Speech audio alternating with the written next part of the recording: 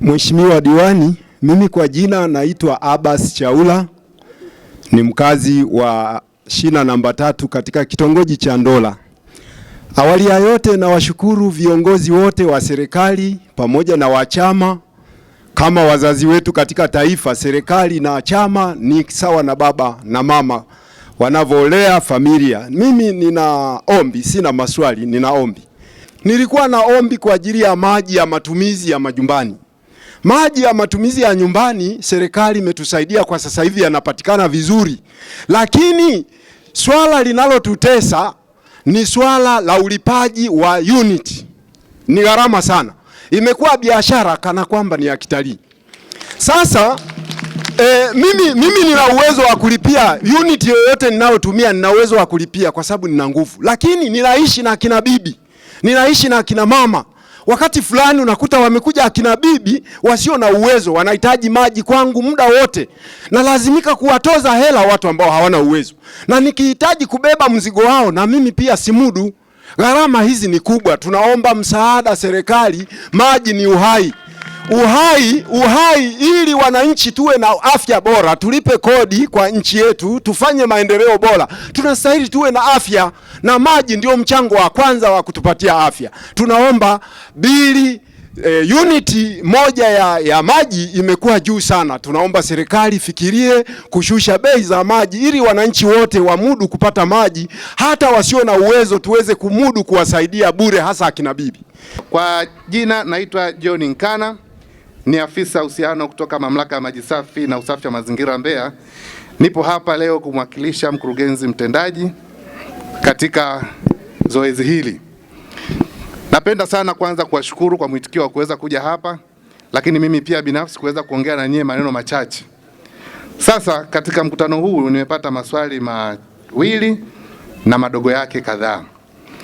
Mheshimiwa, kuna mheshimiwa mmoja pale si ameondoka. Kwanza mheshimiwa, nikushukuru sana kwa sababu umeweza kusema kwamba tatizo la maji hakuna. Hiyo kwanza mimi ni shukrani kubwa sana, kwa maana tayari inaonekana namna gani mamlaka ya maji kushirikiana na viongozi wa serikali inaweza kupambana kuhakikisha eneo lote la kata ya Nsalala pamoja na mtaa huu wa Ndola kuweza kupata huduma ya maji safi na usafi wa mazingira. Hii ndio jukumu letu la kwanza, kuhakikisha kwamba huduma ya maji inapatikana katika maeneo yote ya jiji la Mbeya pamoja na mji wa Mbalizi. Sasa kwenye swali lako la msingi ulikuwa umezungumzia juu ya ulipaji wa bili ama namna ambavyo unaweza tunatoza zile bili ama ankara za maji za mwezi. Kikawaida mheshimiwa na ndugu wananchi, uniti moja ya maji ni shilingi 1560 mpaka kwa sasa hivi. Ni kweli? Sawa. Kwa kuongezea elimu kidogo, uniti hiyo moja kikawaida ni sawa na pipa. Kwanza ni sawa na ndoo 50 na pipa 10 za maji. Pipa 5 za maji sawa na ndoo 50. Tunaelewana mpaka hapo? Kwa maana ukiwa na ndoo 50 ni sawa, malipo yake ni shilingi 1560. Tumeelewana mpaka hapo? Ndoo 50 zenye ujazo wa lita 20 ndio inakuwa ni shilingi 1560. Sasa bei hizo upatikanaji wake sio kwamba mamlaka tu inajitungia na kuweza kuziweka kwa wananchi. Hizi zinapitia mchakato tofauti ambao unajumuisha wadau mbalimbali pamoja na EWURA ambao ndio wasimamizi wa uratibu wa bei hizi za maji. Hata hivi ninavyoongea mpaka sasa hivi mheshimiwa, kesho tuna mkutano wa kwanza kuweza kupitia hizi bei ili tuone katika muendelezo wa maisha sasa hivi tunaweza tukazifanyaje.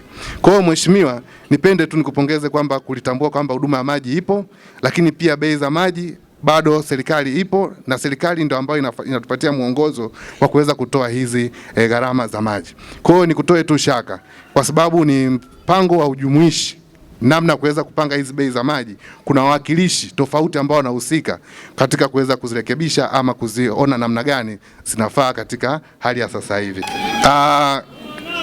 Nimependa kuzungumza hizi kwa sababu unaona kuna sehemu ina msaada. Alizungumza kwamba inafika kipindi wamama, wazee, wababa, wazee wanashindwa kuzilipia. Lakini ninasema hivi, mamlaka ya maji haijawaacha watu wa namna hii. Tuna dawati maalum ambalo liko pale ofisini. Kama wewe kweli haujiwezi kwa namna yoyote ile, ambapo uwezo huu unaweza kuthibitishwa na kiongozi wako wa kitongoji, wa kata, kwa kuandika barua. huyu mtu atakuja atatembelewa na kutazamwa au kufanyiwa tathmini kwamba kweli hana uwezo wa kuweza kulipia hiyo ankara, mamlaka inamlipia unit 5. Chemba wanajenga chemba ya mlinzi, chemba sijui ya pump house, yes. Mitambo, purification point na kadhalika, si ndio? Yes. Tunakamilika muda gani kile? Tunatarajia kwamba maji yaanze kutoka tarehe 27 mwezi huu. Haya, makofi kwa idara ya maji.